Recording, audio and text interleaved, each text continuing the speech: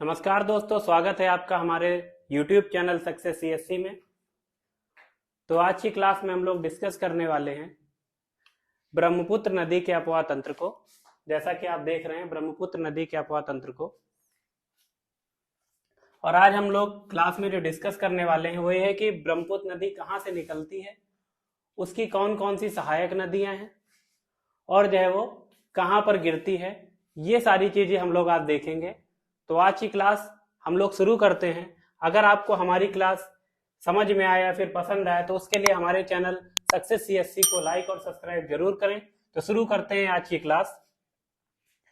तो सबसे पहले हम लोग देखेंगे कि ब्रह्मपुत्र नदी निकलती कहाँ से है।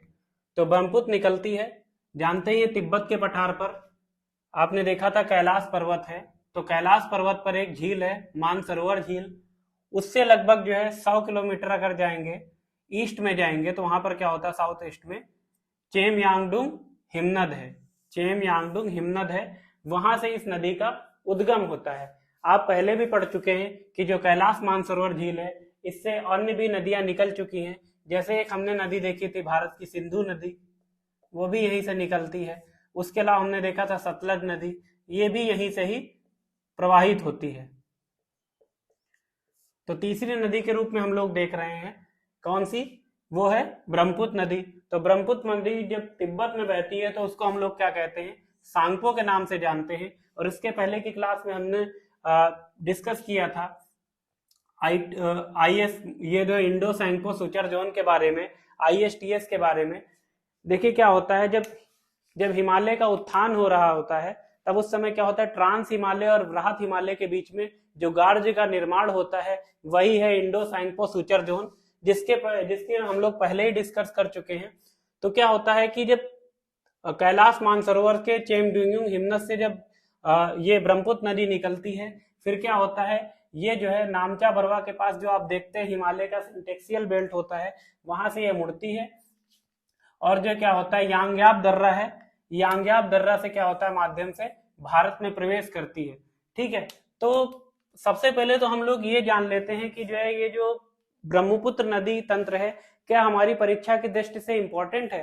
तो इसके लिए हम देखेंगे कि कौन कौन से क्वेश्चंस है जो पिछली परीक्षा में आए हुए हैं, चाहे UPSC हो, चाहे PCS हो, चाहे अदर कोई भी PCS हो, उसमें कौन कौन से क्वेश्चन पूछे गए हैं, एक बार हम लोग उनको देख लेते हैं।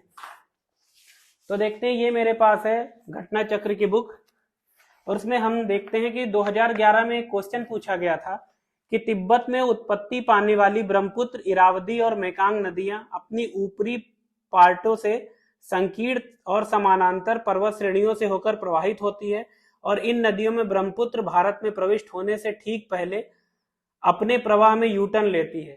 यानी ये कह रहा है कि जो ब्रह्मपुत्र नदी है भारत में प्रवेश होने के पहले अपने प्रवाह में यूटर्न लेती है। आखिर ये यूटर्न क्यों लेती है, हमने अभी डिस्कस किया है कि नामचा बरवा के पास क्या होता है, जब वृहत हिमालय जब उत्थान कर रहा होता है तो यहाँ पर क्या होता है, एक मोड़ आता है। जैसे क्या होता है, इस तरीके से देखिए, ये आता है सिंटेक्सियल बेल्ट टाइप में, तो यहाँ पर एक मोड़ होता है। तो ये जो मोड़ है वो किसकी वजह से क्या हुआ है, इसका है अक्ष संघी नमन के कारण होता है, अक्ष संघी नमन के कारण होता है। तो ये क्वेश्चन एक 2011 में पूछा गया था। इसके आगे जो हमने देखा है BPSC 56 BPSC और 59 BPSC में 2015 में पूछा गया था कि भारत में यारलुंग जांगपो नदी किस नाम से जाना जाता है। तो आप इसका आंसर आसानी से दे सकते हैं, भारत में इसे जो है ब्रह्मपुत्र के नाम से जाना जाता है। तो आगे हम लोग अभी लास्ट में इन क्वेश्चंस को डिस्कस करेंगे। तो सबसे पहले हम ये जान लेते हैं ब्रह्मपुत्र नदी तंत्र, जो भी हम शुरुआत कर चुके हैं। तो क्या है कि ब्रह्मपुत्र नदी क्या होती है, यहाँ पर जब भारत में यांग्याब दर्रा जो अरुणाचल प्रदेश में पड़ता है वहां से एंटर करती है और पहले इसे किस नाम से जाना जाता है, जब एंटर करती है तो अरुणाचल प्रदेश में तो इसे दिहांग नाम से जाना जाता है और तिब्बत में इसे हम लोग सांगपो के नाम से जानते हैं। फिर क्या होता है कि इसके बाएं घाट ये होता है इसका बायां तट और जो है ये दायां तट है। तो इसके बाएं तट से हम देखते हैं दिहांग नदी इसके साथ जो है इसकी सहायक नदी के रूप में मिलती है, साथ साथ लोहित नदी भी इसकी सहायक नदी के रूप में इससे मिल जाती है। फिर आगे हम लोग देते हैं बूढ़ी दिहांग नदी इससे आके मिलती है। फिर उत्तर की ओर से हम देखते हैं सुबनसिरी नदी आकर इससे मिलती है, और यहाँ पर मिलने के बाद क्या होता है, सुबनसिरी नदी मिलकर यहाँ पर माजुली द्वीप का निर्माण करती है। तो माजुली द्वीप के बारे में हम लोग पढ़ चुके हैं पिछली क्लास में, जब भारत के द्वीप समूह के बारे में हम लोग पढ़ रहे थे। तो माजुली द्वीप क्या है, दुनिया का सबसे बड़ा नदी द्वीप है, और दुनिया का एकमात्र नदी जिला भी कौन सा है, वो माजुली द्वीप है। ये कहाँ पर पड़ता है, यह पड़ता है असम, असम राज्य में ये पड़ता है। फिर आगे हम लोग देखते हैं, इसके साथ धनसिरी नदी आकर मिलती है, इसके बाएं तट से धनसिरी नदी आकर मिलती है। फिर कमेंग इसके दाएं तट से आके मिलती है। फिर मानस नदी मिलती है। तो मानस नदी के बारे में जानते हैं, मानस नेशनल पार्क भी यहीं पर जो है स्थित है, मानस नदी के किनारे ही, जो कि भूटान और जो है साथ साथ भारत में भी फैला हुआ है। आपने पिग्मी हाक के नाम से, पिग्मी हाक के बारे में जरूर पढ़ा होगा। ये पिग्मी हाक कहाँ पाया जाता है, इसी मानस जो राष्ट्रीय उद्यान है उसके किनारे ही पाया जाता है, या उसी में पाया जाता है। बाकी इसके आगे जब हम लोग पढ़ते हैं तो दाएं तट से हम लोग क्या देखते हैं, संकोस नदी इसके आगे मिलती है। और ये कहाँ मिलती है, ये मिलती है जो है बांग्लादेश के बॉर्डर के पास जो है। और यही संकोस नदी जो आप देखते हैं, ये जो असम है और जो है वेस्ट बंगाल के बीच में क्या है, सीमा भी बनाती है। फिर आगे तिस्ता नदी देखते हैं। तिस्ता नदी उत्तर से आकर जो है यहाँ पर इसके साथ मिल जाती है, रंगपुर में मिलती है आके। रंगपुर में मिलने के बाद क्या होता है कि जो है ये जो है जमुना के नाम से जानी जाती है। फिर आगे हम लोग देखते, ये ब्रह्मपुत्र नदी जमुना नदी के नाम से जानी जाती है। फिर देखते हैं हम लोग गंगा नदी आकर जो है पद्मा के नाम से इससे मिल जाती है, फिर आके इसे पद्मा के नाम से जाना जाता है। फिर आप देखते हैं मेघना नदी, मेघना नदी आकर जो है अंततः जो है ब्रह्मपुत्र नदी से मिलती है, और ब्रह्मपुत्र नदी जो है मेघना नाम से जानी जाती है। फिर अंततः क्या होता है, बंगाल की खाड़ी में प्रवाहित हो जाती है, और यहीं पर दुनिया का सबसे बड़ा जो है डेल्टा का निर्माण करती है, जिसका नाम सुंदरबन डेल्टा है। तो ये है, मतलब जो है आप ये देख रहे हैं कि ये संपूर्ण नदी तंत्र है ब्रह्मपुत्र नदी का। तो ये देखिए एक और नदी आकर कपिली नदी भी मिल रही है। अभी हम लोग देखते हैं कि जो विभिन्न नदियां ब्रह्मपुत्र से मिलती हैं, ये कहाँ कहाँ से निकली हुई हैं। जैसे आप देखते हैं लोहित नदी कहाँ से निकली हुई है, लोहित नदी जयालचू पर्वत श्रेणी है। ये लोहित नदी कहाँ से निकली हुई है, ये जयालचू पर्वत श्रेणी है, जयालचू पर्वत श्रेणी है। ये कहाँ पड़ती है, ये पड़ती है जो है तिब्बत में पड़ती है। तो तिब्बत की जयालचू पर्वत श्रेणी से लोहित नदी निकलती है, और जो है बाएं तट से आकर जो है ब्रह्मपुत्र में मिल जाती है। फिर देखते हैं सुबनसिरी कहाँ से मिलती है। सुबनसिरी देखते हैं, सुबनसिरी का उद्गम आप देख पा रहे हैं, ये है जो है भूटान, और ये तिब्बत है। तिब्बत से सुबनसिरी निकल रही है, और जो है अरुणाचल प्रदेश और जो है असम में बहती है, और जो है अंततः क्या होता है, असम में जो है ये जो है ब्रह्मपुत्र से मिल जाती है, और बूढ़ी दिहांग के नाम माजुली द्वीप का निर्माण करती है। फिर आगे देखते हैं संकोस नदी के बारे में। संकोस नदी का उद्गम देखते हैं, तो आप यहां से ही देख के ही पता लग जा रहा है कि संकोस नदी का उद्गम जो है भूटान से हुआ है। तो ये क्या करती है, असम और पश्चिम बंगाल के बीच में सीमा का निर्माण करती है, जो हम लोग पहले ही देख चुके हैं। और यहाँ पर आप देखिए कहाँ कहाँ बहती है, संकोस नदी बहती है भूटान और आसाम में। दूसरा देखते हैं कि मानस नदी भी जो है तिब्बत से निकलती है, और भूटान के साथ साथ जो है आसाम में प्रवेश करके ब्रह्मपुत्र से मिल जाती है। फिर एक देखते हैं प्रमुख सहायक नदी के रूप में जो है तिस्ता नदी के बारे में। तिस्ता नदी यूपीएससी की दृष्टि से भी बहुत इंपॉर्टेंट है। इस पर जो है यूपीएससी ने क्वेश्चन पूछा था 2017 में, मैं पढ़ के सुना दे रहा हूं। तिस्ता नदी के संदर्भ में निम्नलिखित कथनों पर विचार कीजिए। तिस्ता नदी का उद्गम वही है जो ब्रह्मपुत्र का है, लेकिन यह सिक्किम से होकर बहती है। एक स्टेटमेंट था कि तिस्ता नदी का उद्गम वही है जो कि ब्रह्मपुत्र का है, और ये सिक्किम से होकर बहती है। तो आप लिख लीजिए कि तिस्ता नदी का उद्गम चेमजूंग डांगडुंग हिमनत नहीं है, या फिर मानसरोवर झील नहीं है, इसलिए पहला स्टेटमेंट गलत हो जाता है। यानी जो कह रहा है तिस्ता नदी का उद्गम वही है जो ब्रह्मपुत्र का है, तो पहला इसका स्टेटमेंट गलत हो जाता है। अगर आप ध्यान से किसी भी नदी तंत्र या मैप को पढ़ेंगे तो आपके क्वेश्चन ऐसे ही सॉल्व हो जाते हैं। दूसरा पूछा है रंगीत नदी की उत्पत्ति सिक्किम में होती है, और यह तिस्ता की सहायक नदी है। तो अभी हम तिस्ता नदी तंत्र के बारे में भी डिस्कस कर लेंगे। तिस्ता नदी की एक सहायक नदी है रंगीत नदी, जो कि ये निकलती है भारत के सिक्किम से, और जो है ये तिस्ता नदी की एक सहायक नदी है। अगला स्टेटमेंट था तिस्ता नदी भारत और बांग्लादेश के बीच में सीमा पर बंगाल की खाड़ी में जा मिलती है। जो तीसरा स्टेटमेंट है, जो बंगाल की खाड़ी में जा मिलती है, ये भी गलत स्टेटमेंट है, क्योंकि आप देख रहे हैं जो तीस्ता नदी है, क्या है, तीस्ता नदी निकलती तो है, लेकिन कहां पर, ये बंगाल की खाड़ी में नहीं गिरती, ये पहले ही आके जो है ब्रह्मपुत्र के साथ मिल जाती है और ब्रह्मपुत्र आगे जमुना नदी के नाम से जानी जाती है। यानी कि आप देख रहे हैं पहला स्टेटमेंट भी गलत है और तीसरा स्टेटमेंट भी गलत है। यानी रंगित नदी वाला जो स्टेटमेंट था जिसमें कहा गया था ये सिक्किम से निकलती है, ये वाला स्टेटमेंट बिल्कुल सही है। तो इस तरीके से आप देख सकते हैं, यूपीएससी का क्वेश्चन हो या पीसीएस का हो या कोई भी एग्जाम का क्वेश्चन हो, अगर आप बेहतर समझ रखते हैं किसी भी मैथ की या किसी भी नदी तंत्र की या किसी भी चीज की, तो आप आसानी से उस क्वेश्चन को डील कर सकते हैं। तो हमने देखा तीस्ता नदी के बारे में। तो तीस्ता नदी कहां से निकली हुई है, तो थोड़ा सा हम तीस्ता नदी के बारे में जान लेते हैं। तीस्ता नदी भी इंपॉर्टेंट हो जाता है। सबसे पहले हम लोग देख लेते हैं तीस्ता नदी निकली कहां से है। तो तीस्ता नदी निकली है नीतामू झील तिब्बत से। क्या है, नीतामू झील जो है तिब्बत में पड़ती है, वहां से निकलती है। और हमने देखा था ये कहां मिल जाती है, आगे आगे मिल जाती है ब्रह्मपुत्र से। कहां पर मिलती है, बांग्लादेश के रंगपुर में आकर जो है ब्रह्मपुत्र से मिल जाती है। तो ये दो तथ्य हमने देख लिया, रंगपुर जिला है उसमें आके मिलती है।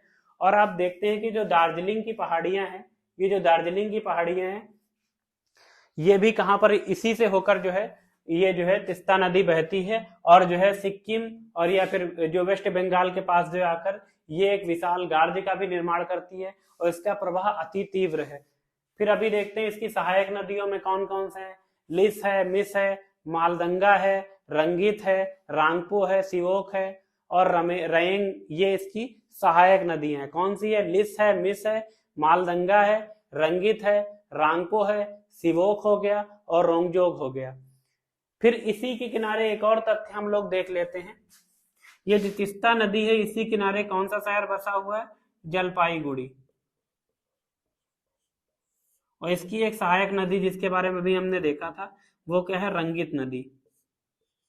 तो रंगित नदी का उद्गम भी हम लोग देख लेते हैं।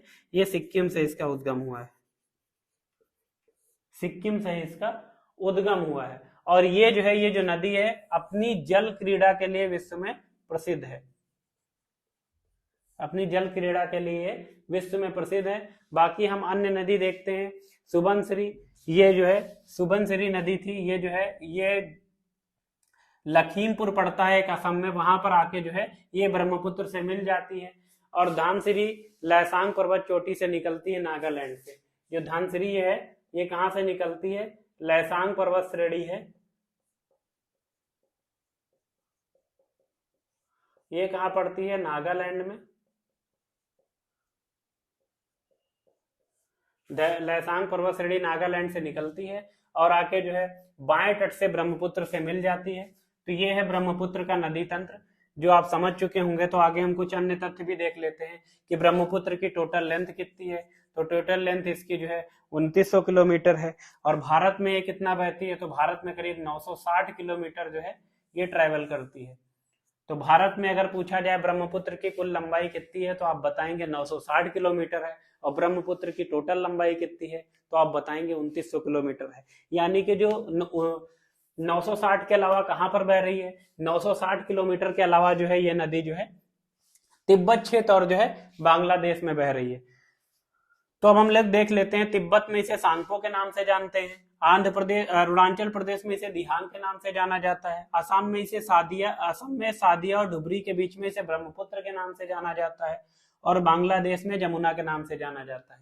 आप नेशनल वाटरवेज 2 के बारे में जानते होंगे ना, नेशनल वाटरवेज जो है 2 किस कहाँ के बीच में है, असम और डुबरी के बीच में है, और किस नदी पर, ब्रह्मपुत्र नदी के ऊपर स्थित है। तो आपका ये भी क्वेश्चन तैयार हो जाता है, अगर आपसे पूछा जाए कि नेशनल वाटरवेज 2 कहाँ तक फैला हुआ, तो आप बताओगे सादिया से डुबरी तक फैला हुआ है। आगे देखते हैं, बांग्लादेश में प्रवेश करने के बाद ये राजशाही डिवीजन में पहुंचती है। यहाँ पर आके आपको जो है गोलुडो घाट पर आके यहाँ पद्मा मिलती है, और आगे ब्रह्मपुत्र नदी पद्मा के नाम से जानी जाती है। उसके पहले आप जानते हैं जमुना नाम से जानी जा रही थी, जब पद्मा मिलती है तो आगे पद्मा नाम से जानी जाती है।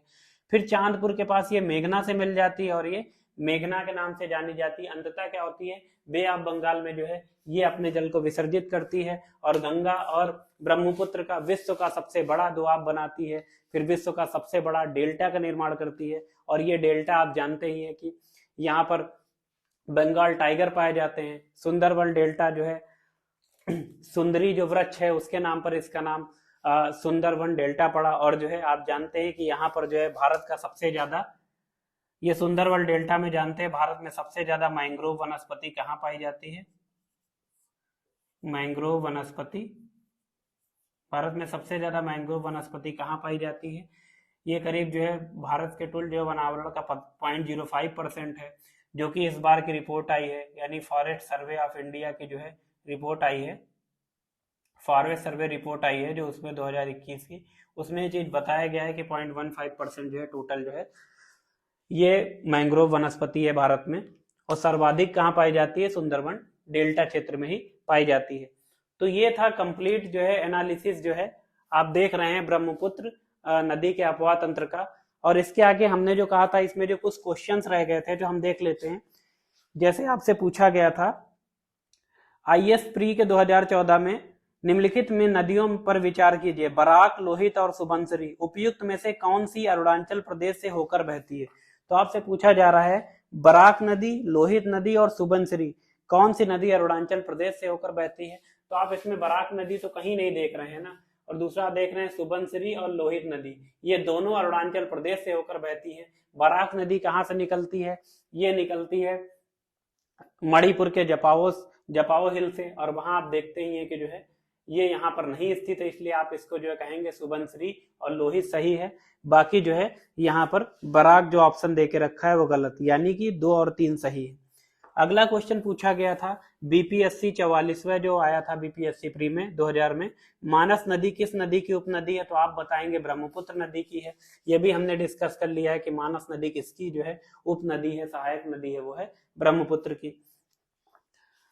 अगला क्वेश्चन था कि ब्रह्मपुत्र नदी तिब्बत में किस नाम से जानी जाती है। हमने देख लिया, इसे हम लोग सांगपो के नाम से जानते हैं।